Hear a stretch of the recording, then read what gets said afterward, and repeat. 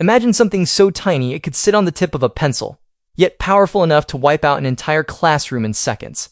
That's not a scene from a sci-fi movie. That's the real danger of fentanyl, a powder so small yet so deadly. It's shaking governments, destroying communities, and fueling billion-dollar cartels, and right now, the entire world is talking about it. But before we dive in, if you're new to the channel, make sure you hit that subscribe button to be part of this growing community. And if you're already subscribed, drop a comment right now that says I'm subscribed so I know you're rocking with us. All right, let's get into it.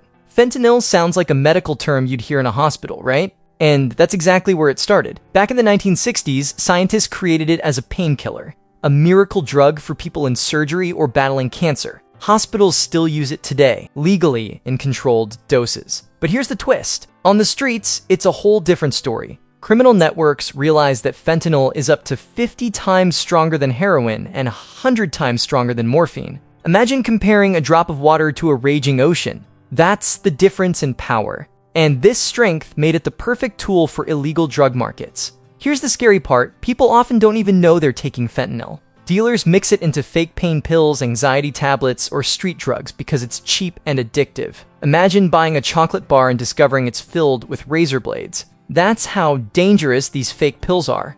They look harmless, but one wrong bite and it's over.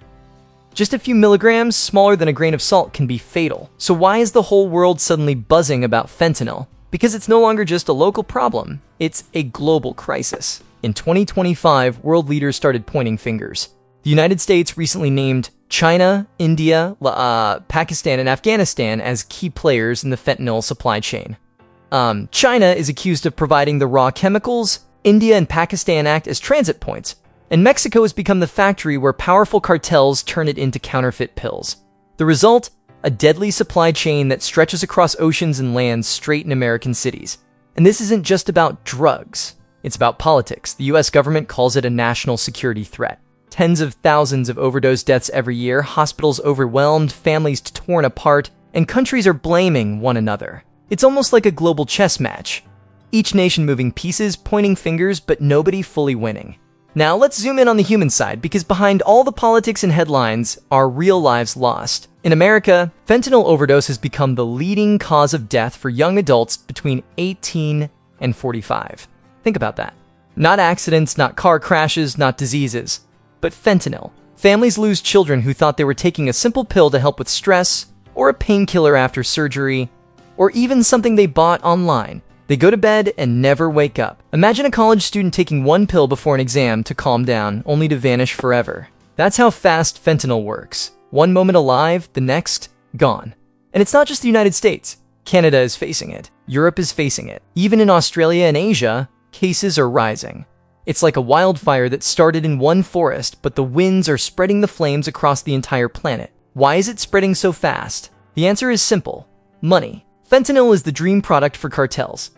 It's cheap to make, insanely addictive, and tiny enough to hide in almost anything. A single kilogram can be made for a few $1,000s. But once it's cut, pressed into fake pills, and sold on the streets, that same kilogram can make tens of millions of dollars.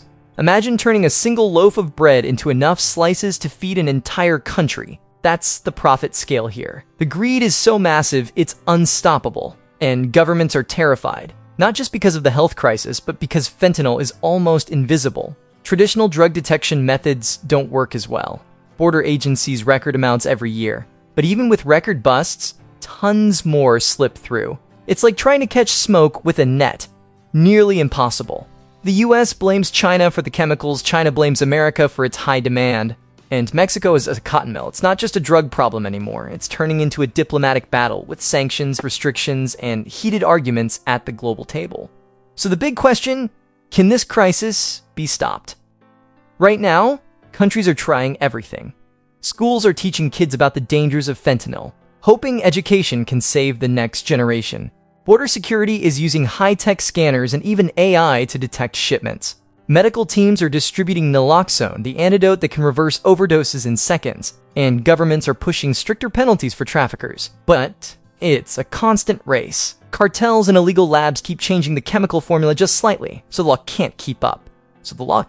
It's like a deadly game of cat and mouse, and the mouse always seems one step ahead. Still, there are glimmers of hope. In cities where communities are educated and families are aware, deaths have slowed. Awareness is like armor in this fight, but experts warn we might never truly end fentanyl. The best we can do is reduce the damage, save lives, and stay vigilant. Now you might be thinking, if I don't use drugs, why should I care? Here's why. Even if you never touch a pill, fentanyl impacts your world. Hospitals are overcrowded, emergency rooms drained, resources stretched thin. Governments are spending billions on policing and rehabilitation. Families are losing breadwinners, communities are losing young talent, entire economies are absorbing the cost. Think about it. When a wildfire burns, even if your house doesn't catch fire, the smoke still chokes your air. That's the fentanyl crisis. It's not their problem. It's everyone's problem. And this brings us to the bigger picture. Fentanyl isn't just reshaping the drug market. It's reshaping the way countries deal with each other. It's forcing technology to evolve, forcing governments to act faster, and forcing communities to face tough truths about demand, addiction, and responsibility. In many ways, fentanyl is like a mirror, showing us the cracks in our health systems, in our politics, and in our societies. So where does this leave us? Right here, in a world where one microscopic grain of powder has the power to change history. From hospitals to borders, from homes to parliaments, fentanyl's impact is everywhere. And unless the world unites, its shadow will only grow darker. If you found this video eye-opening, make sure to smash that like button and share it with your friends. More people need to understand this. Don't forget to subscribe and join me for more deep dives into the issues shaping our world. Together, let's spread awareness, because knowledge is the first weapon against crises like these. I'll see you in the next one.